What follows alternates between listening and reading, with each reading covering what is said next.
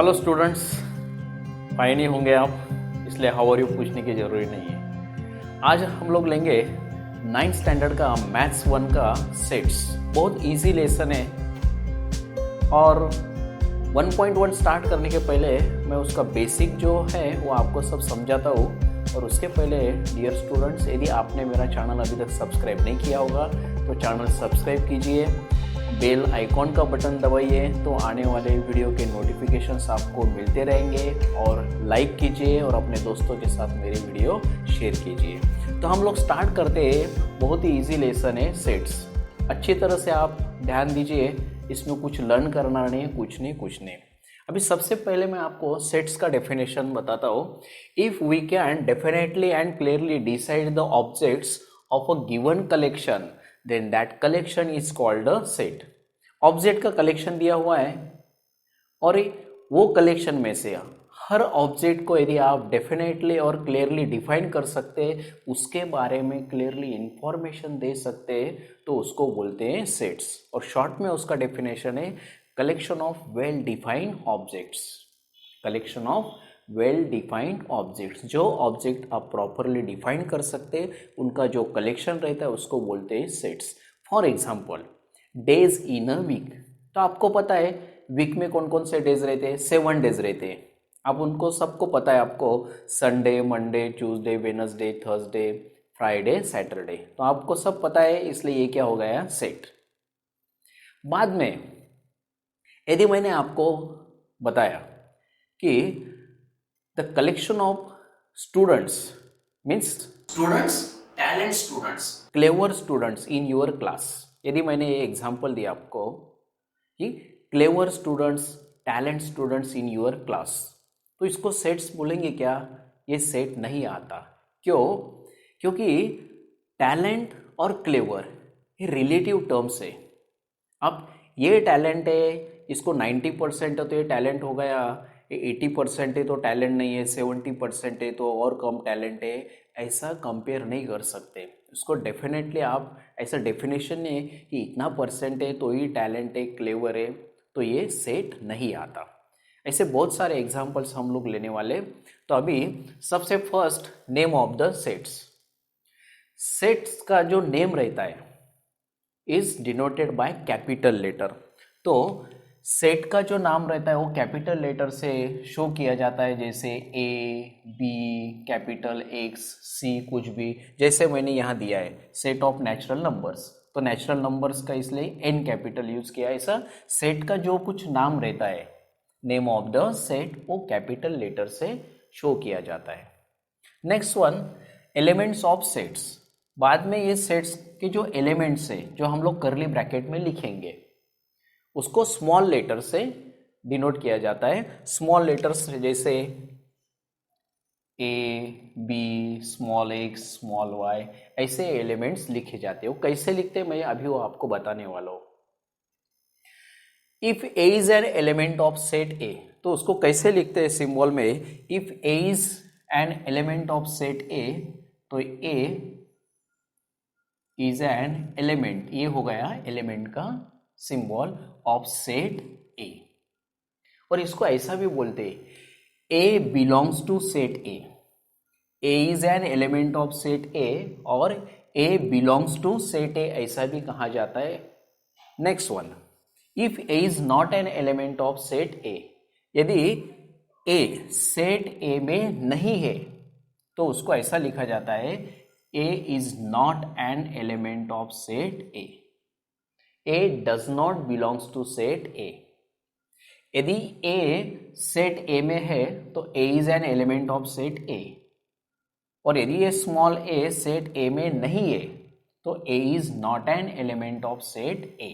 बहुत इजी है, प्रैक्टिकली हम लोग जब सॉल्व करेंगे आगे भी मैं आपको बताऊंगा कि कैसे एलिमेंट्स रहते हैं।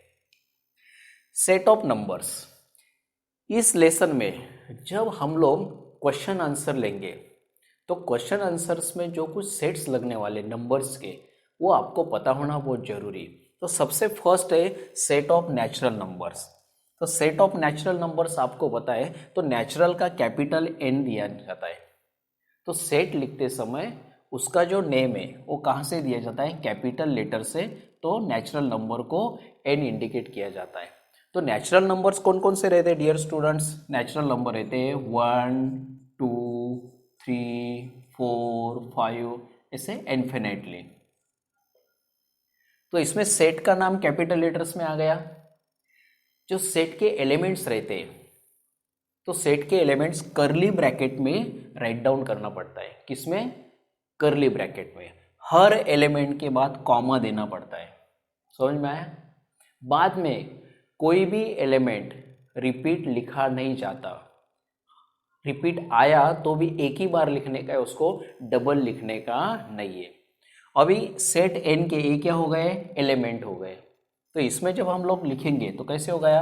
1 is element of set n, 2 is an element of set n, 3 is an element of set n, जैसे मैंने आपको बताया था ये। तो सेट ऑफ नेचुरल नंबर से, तो नेचुरल नंबर कहाँ से स्टार्ट होते हैं? 1 से। 1 2 3 4 5 इन्फिनेटली। उसको कुछ एंड है क्या? नहीं, तो उसको इन्फिनिट सेट बोलते हैं।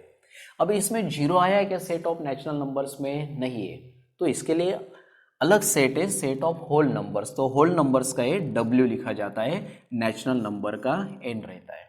तो होल नंबर्स का बिगिनिंग कहाँ से होता है स्टूडेंट्स? 0 से। 0 1 2 3 4 5 इन्फिनेटली, कर्ली ब्रैकेट कंप्लीट। तो नेचुरल नंबर में 0 नहीं है। होल नंबर का बिगिनिंग कहाँ से? 0 से। Next one, set of integers. Integers का I यूज करते हैं। Integers is indicated by capital I। तो इंटेजर्स में मिडल में कौन रहता है? 0। 0 के राइट साइड में पॉजिटिव इंटेजर रहते हैं 1 2 3 इन्फिनेटली, और 0 के लेफ्ट में निगेटिव इंटीजर्स रहते हैं -1 -2 -3 और ऐसे इन्फिनिट। तो 0 is neither positive nor negative. 0 positive भी नहीं है, निगेटिव भी नहीं है। 0 के राइट साइड में है पॉजिटिव इंटीजर्स, लेफ्ट साइड में निगेटिव इंटीजर्स, ये भी इन्फिनिट से। Q is a set of rational number. अब ये रैशनल नंबर क्या रहता है? आपको पता है रैशनल नंबर का डेफिनेशन, मैं फिर से आपको एक्सप्लेन करता हूँ कि रैशनल नंबर क्या रहता है। रैशनल नंबर का सेट Q से इंडिकेट किया जाता है। If P and Q are any integers but denominator Q is not zero, non-zero integer. P is any integer and Q is non-zero integer, यानी zero नहीं चाहिए। जीरो छोड़ के पॉजिटिव भी चलेगा, निगेटिव भी चलेगा। न्यूमरेटर P कुछ भी चलता है, जीरो पॉजिटिव निगेटिव। तो P is any integer and Q is non-zero integer, zero नहीं चाहिए। मीन्स P और Q किसके एलिमेंट हो गए? I यानी के इंटीजर्स के, set of integers. Then P upon Q is known as a rational number. अभी R is set of real numbers, means combination of rational and irrational number is known as a real number. Real number के दो parts है, rational and irrational, दोनों मिला के क्या form होता है? Real numbers. अभी और एक एडिशनल मैं कुछ सेट्स आपको बताता जो कैलकुलेशन के समय हम लोगों को जरूरी है। इवन नंबर्स, सबको पता है इवन नंबर्स कौन कौन से रहते हैं। इवन नंबर्स इस सेट को कुछ भी नाम दे सकते हैं। अभी ये सेट को नाम दे रहे हैं हम लोग E। तो इवन नंबर्स पता है आपको, मल्टीपल्स ऑफ 2, 2 4 6 8 10 12 14 16 18 20 22 24, ये infinitely dot dot dot means infinitely, जिनको एंड नहीं है, ये सब क्या हो गए? Even numbers. Then odd numbers. Odd numbers के सेट को हम नाम देते हैं O। तो ऑड नंबर्स कौन से आपको पता है? 1 3 5 7 9 11 13 15 17 19 21 23 25 इन्फिनेटली, ये सब क्या हो गए? Odd numbers. अब ये प्राइम नंबर्स, प्राइम नंबर से इसको हम लोग नाम देते हैं P। तो प्राइम नंबर मीन्स ऐसे नंबर्स कि जिसके फैक्टर 1 एंड इटसेल्फ, वही नंबर रहता है। No other factors than the number itself and 1 is known as a prime number. उसमें प्राइम नंबर में 1 is not a neither prime number nor a composite number. 1 ये prime number भी नहीं है और कंपोजिट नंबर भी नहीं है, तो फर्स्ट प्राइम नंबर है 2 and 2 is the smallest prime number and 2 is the only one prime number which is the even numbers. 2 ऐसा प्राइम नंबर है जो स्मॉलेस्ट भी है और इवन भी है। तो इवन प्राइम नंबर में कौन आ जाता है? 2। क्योंकि बाकी जो नेक्स्ट प्राइम नंबर्स आने वाले दोस्तों, तो वो सब ऑड प्राइम नंबर्स आते हैं, ऑड नंबर्स आते हैं। नेक्स्ट प्राइम नंबर कौन है? 3। 3 के बाद 4 प्राइम नंबर आएगा क्या? नहीं, क्योंकि 4 के फैक्टर से 2 2s are 4। बाद में नेक्स्ट प्राइम नंबर आता है 5। 6 भी नहीं आता क्योंकि 6 के फैक्टर से 2 3s are 6। Next prime number आता है 7। 8 प्राइम नंबर है? नहीं है, क्योंकि 8 के फैक्टर से 2 4s are 8। 9 भी प्राइम नंबर नहीं है, 9 के फैक्टर से 3 3s are 9। 10 भी नहीं है, 2 5s are 10 और नेक्स्ट प्राइम नंबर आ जाता है 11। 12 है क्या? नहीं, 3 4s are 12, 6 2s are 12। Next prime number आ जाएगा 13, क्योंकि 13 के भी फैक्टर से क्या? नहीं, दो ही फैक्टर से 13 एंड 1।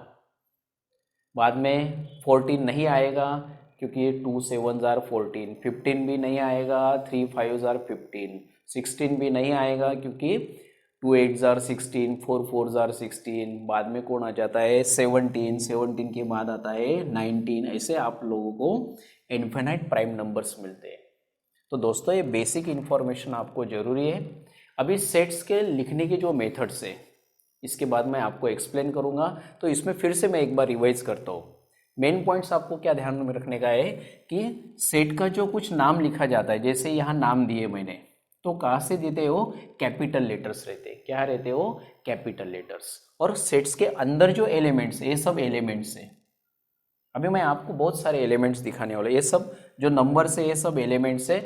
जब लेटर्स में भी आते हैं, किसी वर्ड के लेटर्स लिखने पड़ते हैं, तो वो स्मॉल लेटर्स में लिखे जाते हैं।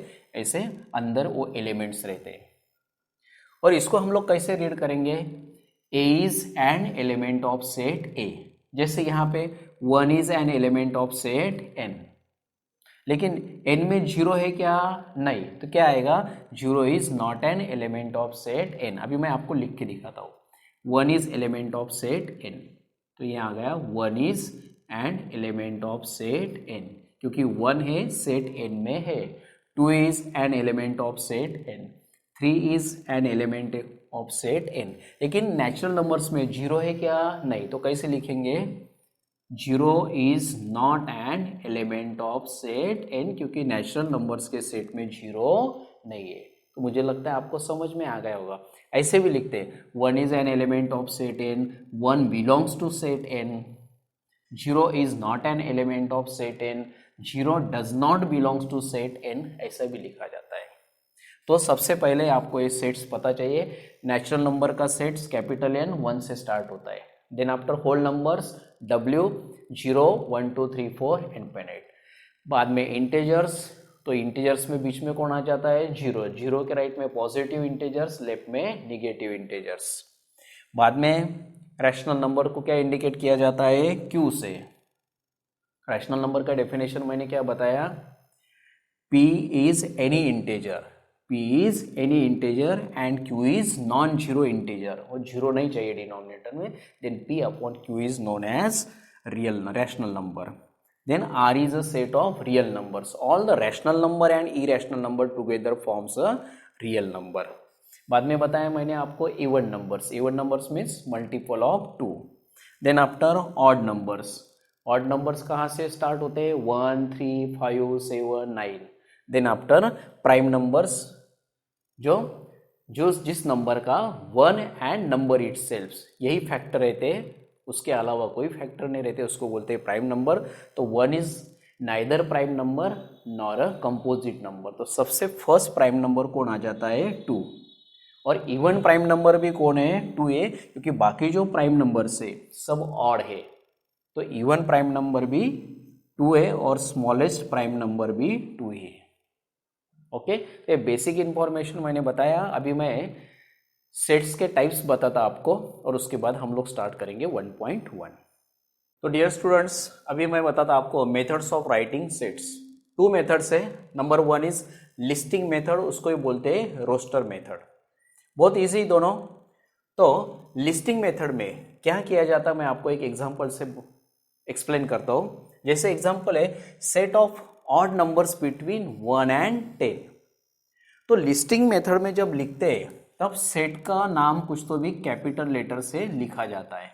तो इस सेट को हम नाम देंगे कैपिटल ए, और जो कुछ एलिमेंट्स है वो करली ब्रैकेट में लिखे जाते हैं और हर एलिमेंट के बाद कॉमा दिया जाता है और कोई भी एलिमेंट रिपीट नहीं होता और उसमें सीक्वेंस इंपॉर्टेंट नहीं है, आगे पीछे किए तो भी कुछ फर्क नहीं पड़ता।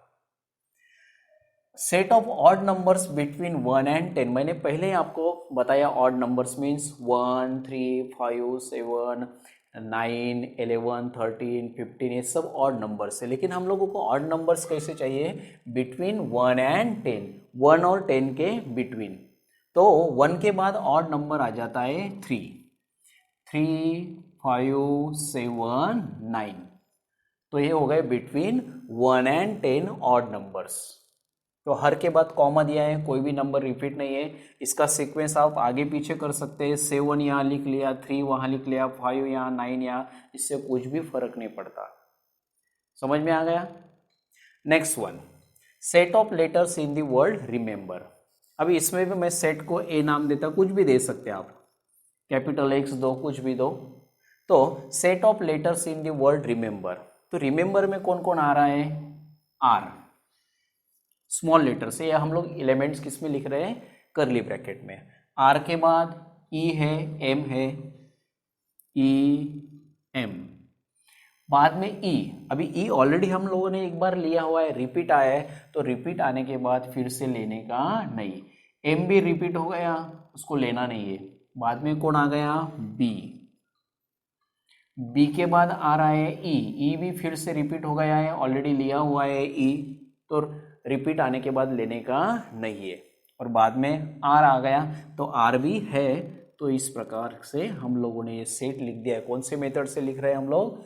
Listing method. लिस्टिंग मेथड को क्या नाम है? सेकंड नाम है उसको रोस्टर मेथड।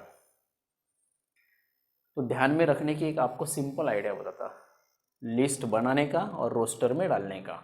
क्या करने का? लिस्ट बनाने का, रोस्टर में डालने का। ऐसे आप ध्यान में रख सकते हैं आइडिया।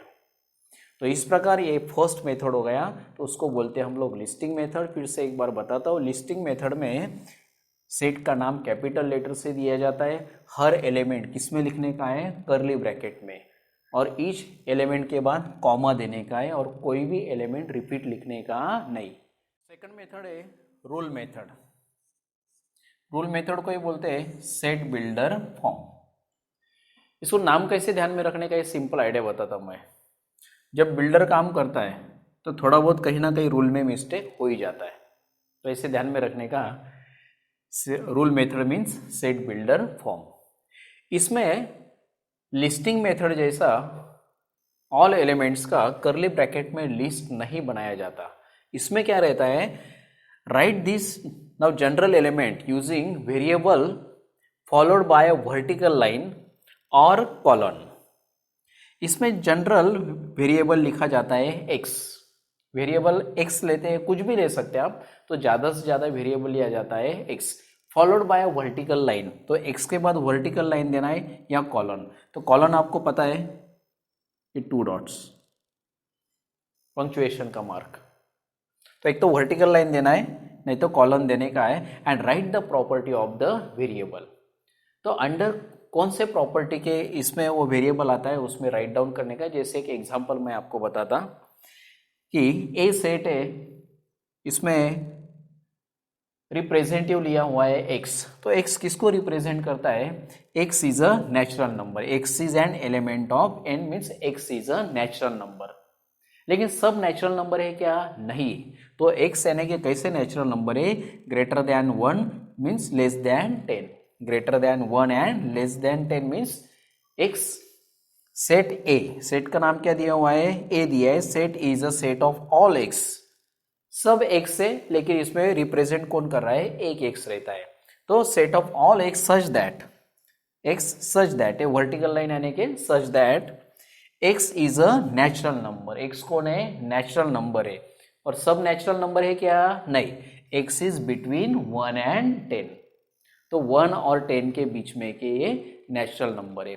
यदि इसी सेट को ऊपर के मेथड में, यदि ये मेथड है फर्स्ट मेथड लिस्टिंग मेथड में यदि राइट डाउन करना है तो कैसे नेचुरल नंबर लेंगे हम लोग?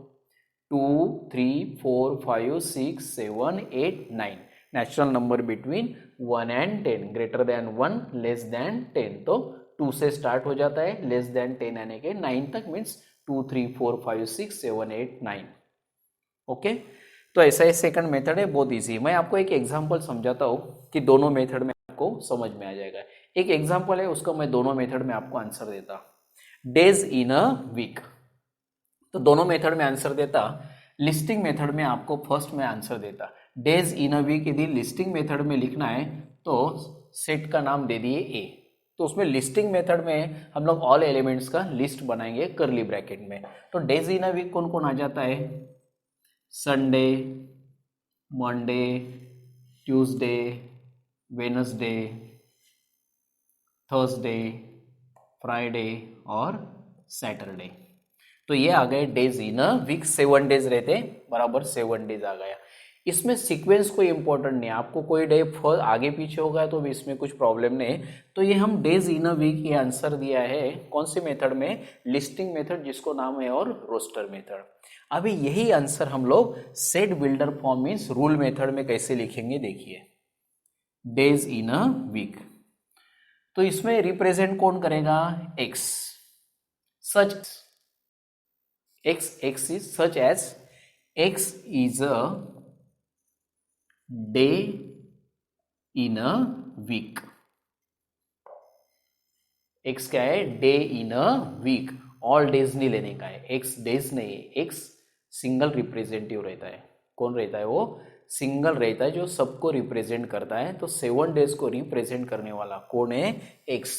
तो x ऐसा डे कि जो वीक को रिप्रेजेंट कर रहा है, यानी कि एक्स कौन कौन सा डे रह सकता है? संडे भी रह सकता है, मंडे भी है, ट्यूसडे भी, वेडनेसडे है, थर्सडे, फ्राइडे, सैटरडे। तो X is a day in a week, days लिखने का नहीं। ओके, तो अभी एक बेसिक इन्फॉर्मेशन मैंने आपको दे दिया है। अभी प्रैक्टिकली हम लोग 1.1 सॉल्व करेंगे तो आपको बहुत ही ईजी लगेगा, कोई टेंशन लेने की जरूरी नहीं है। तो अभी हम लोग स्टार्ट करते हैं 1.1।